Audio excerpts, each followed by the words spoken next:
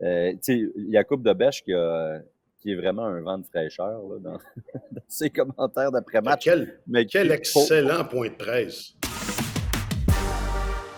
C'est un excellent jeune homme, mais qui a commencé par dire, puis c'est ça, je l'écrivais dans mon texte, a commencé par dire là, je sais pas, il faut pas que je parle, je suis une recrue dans cette ligue-là, je dois être respectueux, je vais me tenir tranquille. Et 15 secondes après, quelque chose comme, on dirait que les règles s'appliquent pas à tout le monde. Puis, quand Ovechkin a frappé Evan, je me suis dit, ça, c'est minimum un match de suspension. Ça a l'air que non. Wow! OK, c'est exceptionnel. Alors, il a tout déballé ça. Lui était un peu scandalisé. Avant de finir en disant, j'espère qu'on n'aura pas ces deux arbitres-là Oui. au prochain match. Il a dit ça. Oui. D'après moi, il va recevoir un courriel aujourd'hui qui lui dit, voici ton montant d'amende, mon cher. Ben, c'est ça, mais ils l'ont pas annoncé encore parce que tu vois, pendant qu'on discutait, le Canadien et les Capitals ont été mis à l'amende. Les équipes, 25 000 $ pour conduite antisportive en raison d'événements survenus dans l'échauffement, du match d'hier, de dimanche. Honnêtement, chose que je n'ai pas vue, là. Alors, les deux équipes mises à l'amende pour 25 000 $. Jack Eye, pour les mêmes raisons, Jack Eye et Dylan McElrath, qui n'a pas joué. Les deux ont reçu une amende de 3 000 quelques pour Jack Eye, 2 000 quelques dollars pour McElrath, pour eux aussi conduite antisportive pendant l'échauffement. Alors, on a annoncé ces amendes-là. Moi, je pensais que Martin Saint-Louis s'était peut-être un petit peu trop avancé en parlant de réactions exagérées, du fait que les arbitres avaient tenu à mettre au clair en matinée le fait qu'ils allaient porter une attention particulière aux réactions exagérées dans la série parce qu'on a trouvé qu'il y en avait peut-être un petit peu trop eu dans le troisième match et tout. Puis là, il a raconté ça. Je me suis dit, est-ce que c'est un petit peu trop avancé parce qu'il avait l'air très insatisfait du travail des arbitres. Il n'a pas été mis à l'amende pour l'instant, ni Jakub Dobeš, qui pourtant n'a pas vraiment pesé ses mots, là. Ouais. J'ai été surpris de voir Martin Saint-Louis blâmer les arbitres ou de le voir aussi décontenancé de ça parce qu'il considérait que les officiels avaient joué un rôle majeur dans ce match-là. C'est vrai qu'il y a eu des appels étranges aux dépens de Dvorak qui... de Armia. C'est qui?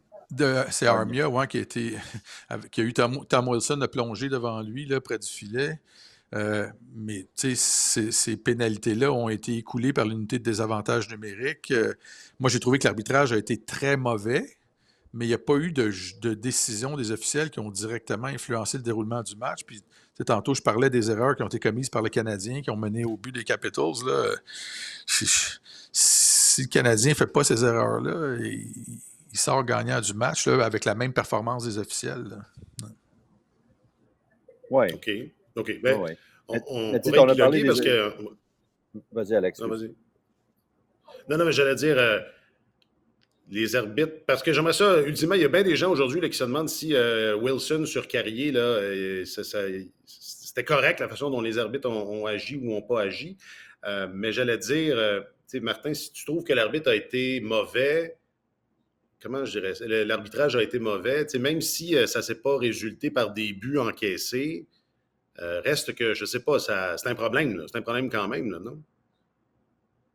Bon, c'est parce qu'on est habitué à d'autres standards. Les standards ont changé au cours des dernières années dans la Ligue nationale de hockey. Puis, tu portes le bâton élevé en saison régulière, c'est automatique. Tu accroches, c'est automatique. Tu frappes un joueur quand la rondelle n'est pas là, c'est automatique. Ce sont des pénalités automatiques. Ouais. Et là, on dirait que les officiels essaie de maintenir le nombre de pénalités qui distribuent à peu près égal ou semblable à ce qu'on voit durant la saison, mais le nombre d'infractions est multiplié par 5. Alors, ça donne des drôles de matchs de hockey, honnêtement. Puis, c'est un classique, là. On est habitué à ça. Les gens qui suivent le hockey depuis longtemps sont habitués à ça, mais c'est pas parce qu'on est habitué à ça que c'est plus acceptable. C'est correct.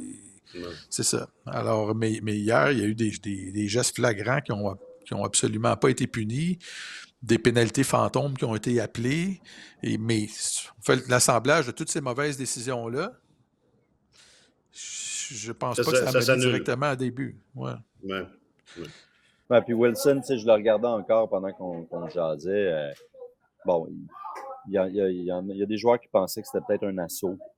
Je pense que c'est le seul angle qu'on peut utiliser pour peut-être lui reprocher quoi que ce soit, mais honnêtement, de prime abord, j'aurais tendance à dire que c'était une mise en échec légale. Là, il donne pas de coup de patin, il se laisse glisser il donne pas de dernières enjambées pour venir le frapper. Il arrivait vite, c'est sûr. Il y avait un élan, mais il était en train de patiner, sauf qu'il a arrêté de prendre de l'élan.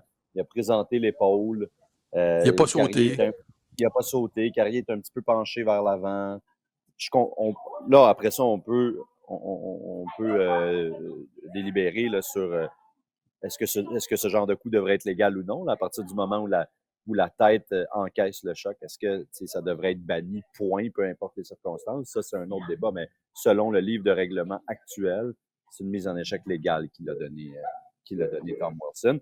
Puis Carrier, tu dis, on verra s'il va être de retour dans la série. C'est impossible parce qu'on s'entend que c'est sûr que c'est une commotion cérébrale, là, même si on va jaser avec Martin Saint-Louis tantôt, il ne nous dira pas. Là. Mais une commotion cérébrale, c'est minimum une semaine. Donc, ça nous mène à dimanche prochain. S'il y avait 7e match, ce serait dimanche prochain à Washington. Donc, il serait pas admissible à un retour avant le lundi. Donc, c'est sûr que cette série-là, pour lui, est terminée, à mon avis. Bon. Mais bonne nouvelle, il pourrait être de retour en deuxième ronde.